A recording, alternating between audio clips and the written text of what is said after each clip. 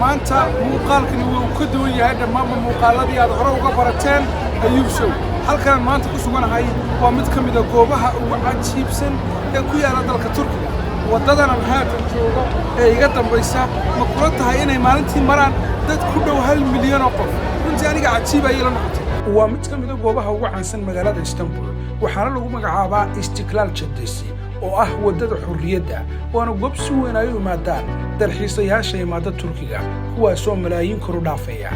dherer ahaan waxa ay tahay 1.5 kilomitir waxaana kaliya mara wadadan dadka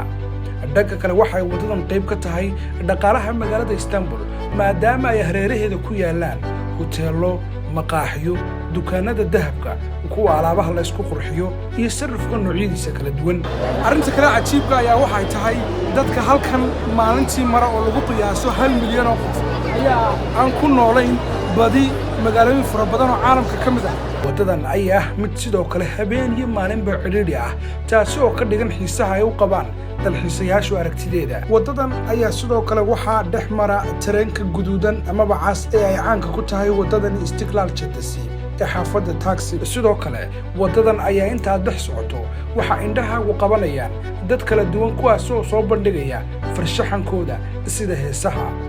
waxaana sidoo kale goobta ku yaala madxafyo kala duwan oo booqashada loogu talagalay arrinta sida weyn u soo jiidata dadka halkan yimaada ayaa waxay tahay in maalin kasta ay maraan wadadani dad ku dhow qiyaastii 1 milyan oo qof intaas ayuu maanta inagu yahay Ayuub Show haddii aad nagu cusub tahay fadlan follow barteena Facebook sidoo kale subscribe